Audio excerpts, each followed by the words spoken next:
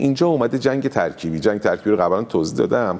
مهمترین حوزه‌اش که کشور باید حواسش خیلی بیشتر جمع باشه تو از الان تا آخر آبان مخصوصا این 2 ماه. بله دیگه از روزی که جنگ تموم شد.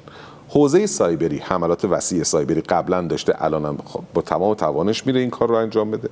حوزه ترور، این ترور الزاماً ترور کور مثل کرمان و یا مثل ترور دهه 60 منافقین و یا ترور فخری زاده و این شکلیان ممکنه ترور یه آدم برجسته داخلی رو انجام بده برای اینکه این انسجام داره دیوونه‌شون میکنه. حالا انسجام هم کامل نیست، الان باید تحکیم بشه، تثبیت بشه توسط نظام و جناح‌ها به جای اینکه به همدیگه فشار وارد کنن بایستی برن سراغ این که انسجام رو تثبیت کنن. خب میاد یه آدم میتونه این طراحی که میگم حرف منه یه عنصر برجسته داخلی بزنه برای اینکه این انسجام رو تبدیل کنه به تقابل کف خیابانی که بیاد بعد بزنه.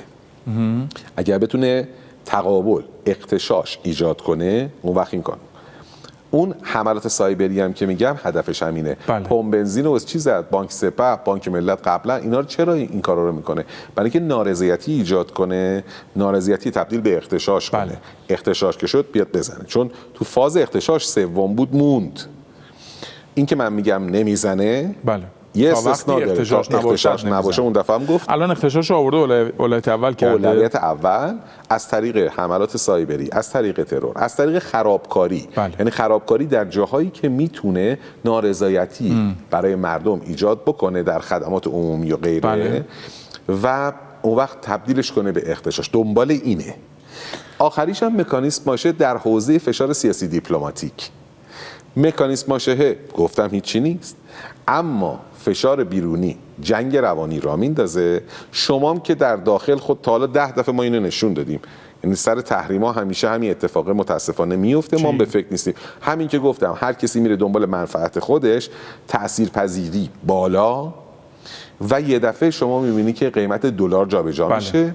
بعد اون وقت تورود قیمت ها تاثیر میگذاره. این هم نارضایتی داخلی ایجاد میکنه. این مجموعه شما فکر کن چند تا حوزه رو من گفتم پشت سر هم نارضایتی ایجاد کنه.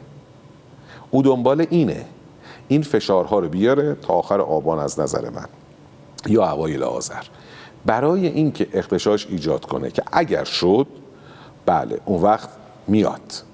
اگر اغتشاشی نباشه نه نمیاد. برای همین میگم انسجام خیلی مهمه. تو 7 راهبردی که از آقا داد همین اخیر، اولیش به جای که با نظامی‌ها و بقیه صحبت کنه اولیش با مردمه. میگه آحاد مردم وظیفه دارن که انسجام رو حفظ کنن. باز یه سخنرانی داره آقا بعد از توقف حملات چند هفته بعدش از همه تشکر کرد. گفت همه مردم از همه اقشار و فکر و اینها همه یعنی اون بچه‌ای هم که آمد پای کار ما وایساد پای کار کشور خودش وایساد اصلا تو موبایل این ور اون ور از همه تشکر کرد. گفت همه بودن تو این دفاع مقدس 12 روزه. واقعا همینطوریه. خب ببخشید انسجام از همه اینا مهمتره برای ما.